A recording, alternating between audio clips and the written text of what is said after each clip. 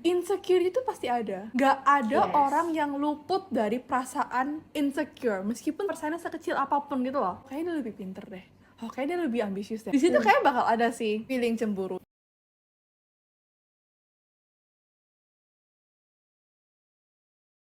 Hey everyone, it's me Farren. And it's me Jessica. Welcome back to Tiba-Tiba Kepikir, a super chill podcast where we share our thoughts about topik yang tiba-tiba kepikir.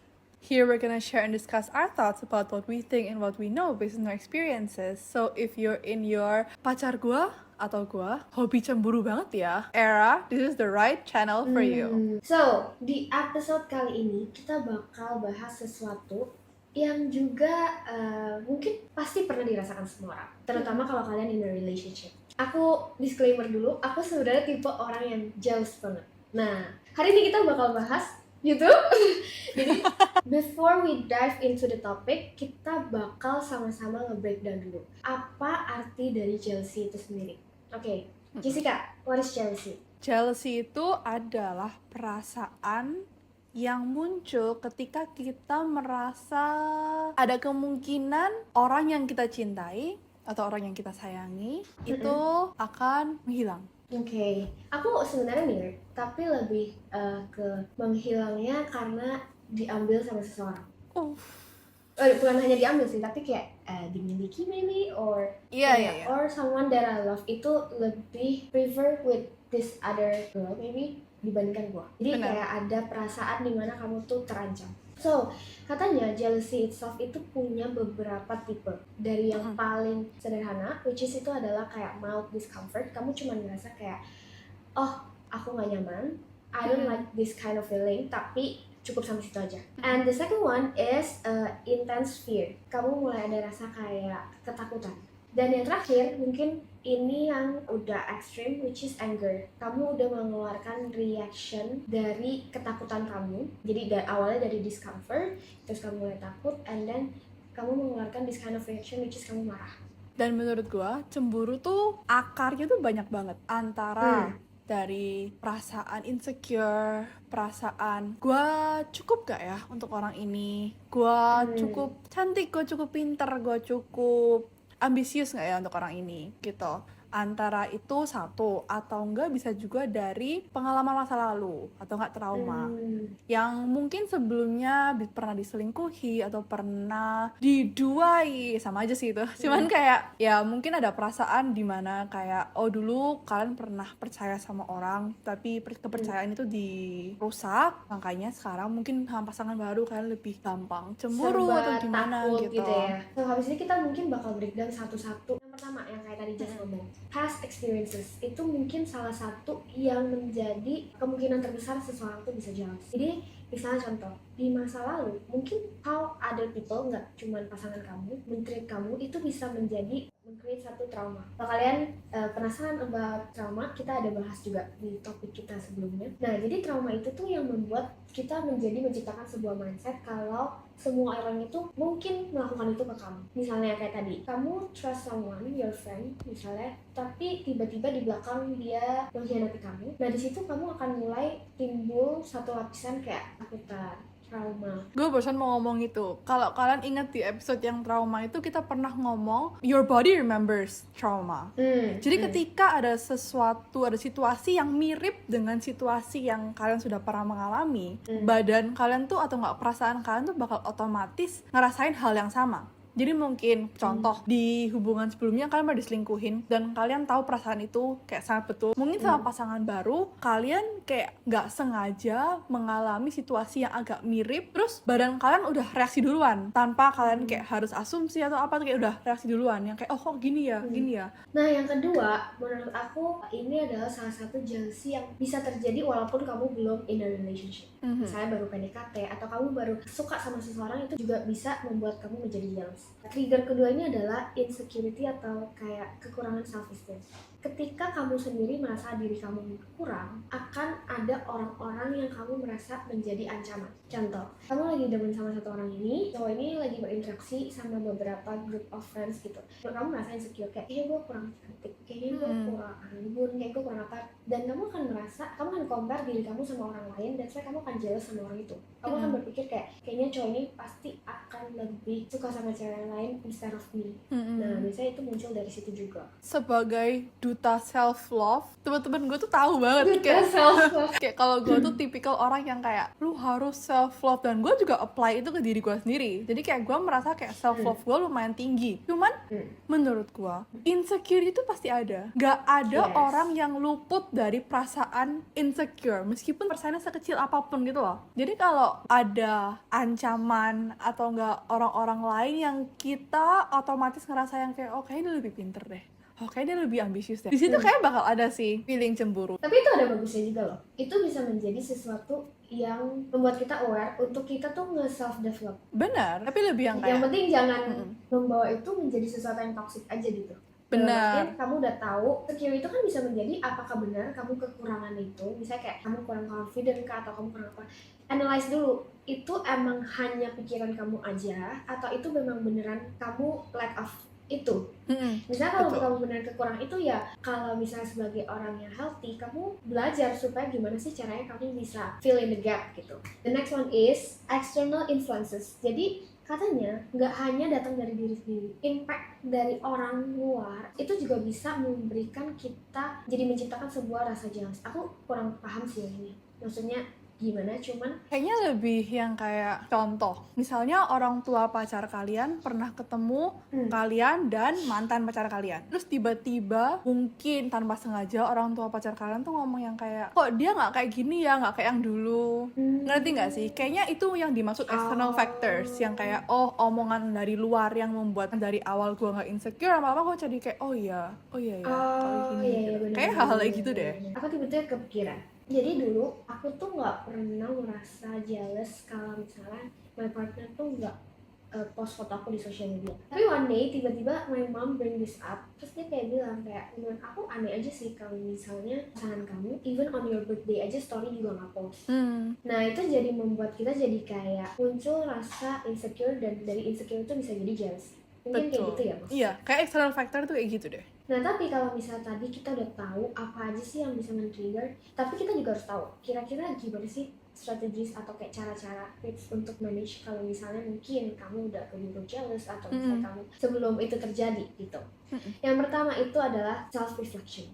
Menurut gue ini my favorite type of strategy, karena kayak lu jadi bisa kayak introspeksi diri sendiri, kayak sebenarnya kenapa sih lu tuh jealous. Nggak mungkin dong cuman gara-gara kayak cowok lu ngobrol sama cewek lu tiba-tiba kayak cemburu tanpa sebab. Kayak lu harus break it down, kayak actions apa yang dia lakuin sampai lu kayak ke-trigger gitu loh. Kayak kenapa ya kok gue cemburu ya, ada perasaan apa yang bikin gue cemburu, interaksi apa yang bikin gue cemburu, mood gue lagi kenapa kok gue sampai merasa kayak gini. Lu harus mengenali diri sendiri, yang cari akar asal usulnya kenapa lu jealous, itu baru lu bisa cari solusi dari situ. Kalau misalnya lu nggak temu itu, lu pasti cuman kayak ya udah aja, kayak ya udah gue cemburu aja gitu. Kayak kan kayak cowok lu pasti kayak ya tapi kenapa gitu kan. Gitu ya? Iya. Ini ada tips juga dari aku. Ketika kalau kamu lagi kayak self reflection, ketika kamu nanya kayak kamu tuh cemburu pas dia ngapain, apa yang membuat kamu cemburu. Satu hal lagi, apakah kamu akan cemburu juga kalau dia melakukan itu ke orang yang lain? Karena bisa jadi kita tuh jealousnya sama one certain person. Belum tentu ketika dia ngelakuin itu ke orang lain kita juga jealous. Jadi kadang-kadang ada teman-teman aku tuh yang suka kayak curhat gitu kan. Aku tuh tahu sebenarnya kalau misalnya dia ngelakuin ini ke orang lain belum tentu lu jealous, tapi lu emang udah jealous duluan sama cewek ini gitu. Lu emang udah ada problem duluan sama cewek ini gitu. Jadi yang itu juga yang perlu kamu tanyain ke diri kamu sendiri, apakah masalahnya memang kita sendirinya, bukan dari pasangan kita.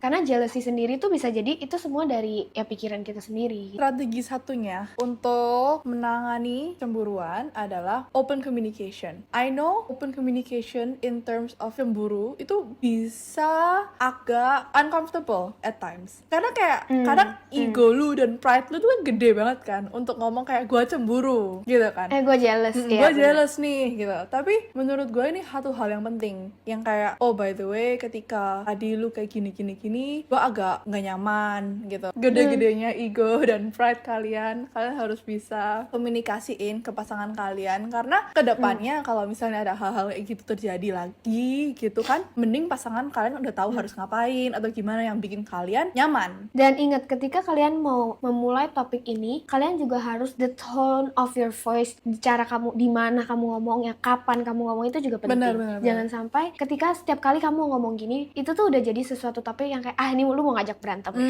ini lu mau mereok ya, ini pasti lu lagi pengen aja kan cari masalah gitu. Jadi pastikan ketika kamu mau communicate ini adalah komunikasi, diskusi, bukan kayak kamu mau defensif atau kamu mau menyerang apa gimana gitu. The next one, ini salah satu yang aku suka juga, adalah setting boundaries. Setting boundaries di sini tuh yang bener harusnya kamu lakukan dan kamu komunikasikan sebelum you start that relationship with your partner. Betul. Misalnya contoh, aku dulu nggak ngelakuin ini, tapi next aku tuh selalu bilang, aku tuh pengen ketika aku belum start the relationship, aku pengen kasih tahu dulu, hal-hal ini membuat aku jealous, hal-hal ini membuat aku nggak nyaman. Kalau misalnya ketika kamu udah mengkomunikasikan itu, tapi dia masih melakukan itu, and you know siapa problemnya. Betul. Ya kan? Betul. Tapi ketika kamu udah communicate, kalau emang dia adalah pasangan yang supportive, dia adalah pasangan yang emang the one for you, pasti dia akan tahu, aku tahu nih pasangan aku nggak suka kayak gini, that's why aku akan menghindari itu. Betul. Gue pernah ngobrol tentang ini sama pasangan gue, dan gue bener-bener ngobrolnya itu yang kayak kita sesama itu menjelaskan gitu loh, hal-hal yang bikin gue jealous dan hal-hal yang bikin dia jealous. Jadi dia yang nanya, yang kayak, kalau misalnya gue gini, lu nggak apa-apa nggak? Kayak contohnya apa ya kabar hari ya? Kayak kalau misalnya kayak gue jemput temen cewek gue gitu, itu hal-hal yang kayak lu oke apa enggak gitu. Misalnya gue kayak pergi rame-rame. Oke gak? Enggak. Tapi Iya ya sih. itu ya. Terus jangan pernah membohongi diri kamu sendiri. Betul. Ketika kamu jawab. Ya Iya. kalau emang nggak bisa, ngomong aja. Iya nggak benar, bisa. ngomong aja, kayak jujur aja. Mending kalian jujur dari awal daripada kalian tengah-tengah yang kayak, benernya gue nggak bisa tahu, cuman gue nggak enak aja ngomong sama kamu waktu itu. Kayak don't do that. Nanti lu yang jadi problemnya. Iya, you're the problem, you're the red flag. Jadi jangan don't do that. Menurut gue, that talk yang kayak, kalau misalnya lu kayak gini gue nggak suka, lu kayak gini gue nggak apa-apa gitu, itu penting. Meskipun it sounds so kayak naive and sounds so kayak basic, cuman kayak you can get to know your partner better and kalian bisa lebih was-was terhadap actions kalian. Kadang-kadang kan kalau misalnya kita cuma ditanya kayak apa yang bikin kamu jealous, mungkin kita nggak bisa langsung kayak nge-state ini. Tapi kayak caranya Jess tadi, itu tuh menurut aku interesting sih. Jadi kamu siapin beberapa case. Nah dari situ tuh kita secara nggak langsung pasangan kita, dan kita bisa ngukur, seberapa jealous kah orang ini, dan kira-kira aku tuh bisa sejauh apa gitu. Ngerti gak sih? Maksudnya kayak kita tahu, dia tuh jealousnya seberapa, persentasenya maybe gitu, atau intensitinya maybe gitu. Ya sih kasih 100 sih. Next, dalam strategi untuk memanage jealousy itu building trust. Ini bukan hal yang gampang dilakukan, tapi hal yang harus dilakukan secara bertahap dan secara simple.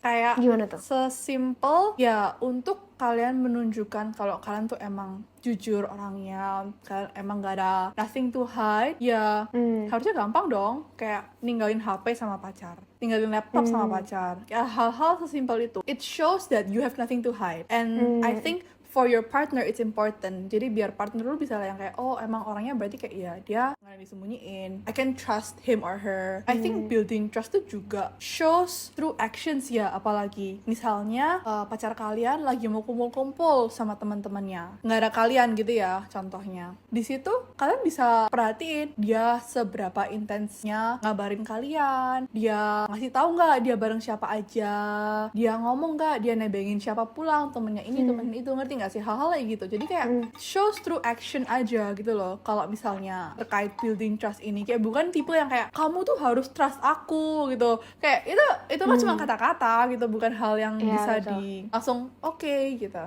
Nah ini yang last one menurut aku, kalau misalnya kalian tuh udah di tahap jealousy yang kayak parah, itu maybe the strategy untuk manage this kind of feeling adalah kamu harus seek for help, a professional help. Terkadang kalau misalnya ketika kamu udah communicate itu sama pasangan kamu juga masih nggak ke-solve problemnya, mungkin kamu butuh orang lain, mungkin nggak harus terapis ya, bisa aja someone yang kayak orang yang dewasa lah, yang bisa ngelihat sesuatu tuh dari dua sisi, supaya kalian tuh ada point of view lain. Karena terkadang ketika kamu cuman discuss sama pasangan doang, kalau misalnya itu emang udah bener-bener yang kayak jealousy parah, kita tuh udah terpaku dengan point of view kita masing-masing. Tapi kalau misalnya ada orang lain yang not in a relationship yang bisa bantu untuk kasih point of view lain, itu bisa membukakan kita akan kayak mungkin kita jadi sadar akan something kayak gitu sih. Ini sedikit sebelum menutup sesi kali ini, aku pengen kita saling sharing kira-kira apa sih jealousy seperti apa yang kita pernah alamin, yang kita ngerasa kita tuh jealous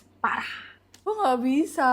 Soalnya kayak cowok gue, he has never done anything to make me feel jealous.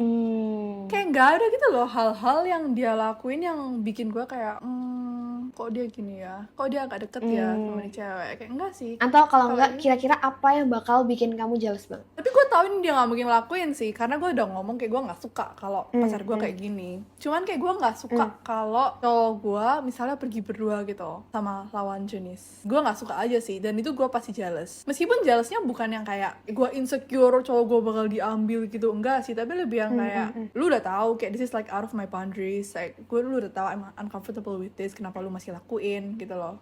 Aku tipe yang jealous banget sih, kayak semua yang kamu sebutin tadi membuat aku jealous. Tapi yang paling parah kalau misalnya dia udah curhat sama cewek lain. Atau misalnya kayak ada orang yang lebih, misalnya dia lagi ada sesuatu lah, tapi orang lain tuh lebih tahu duluan dibanding aku. Tapi terkadang kayak aku suka menormalize diri aku, kayak misalnya kalau misalnya itu tentang work kan ya normal aja. Kalau misalnya dia cerita ke misalnya rekan kerjanya, karena kalau dari situ tuh aku jadi ngerasa kayak kamu nggak trust aku kah, atau kayak am I not kamu nggak ngerasa nyaman kah cerita ini ke aku, atau kayak aku nggak se-reliable itu kah untuk aku dengar cerita kamu apa gimana gitu. Misalnya kalian merasa Jealousnya berlebihan, mungkin bisa dilakukan beberapa strategis tadi yang udah disebut di atas. Atau kalau misalnya kalian butuh seseorang untuk cerita, kalian bisa komen di kolom komentar, atau kalian bisa message kita di TikTok. Thank you for listening for today's episode. Jangan lupa like, subscribe, dan juga nyalain loncengnya supaya kalian ke notified setiap kita bahas topik baru. follow our Instagram and our TikTok at tiba-tiba kepikir. And last but not least, thank you so much for watching everyone. Bye bye. Bye bye.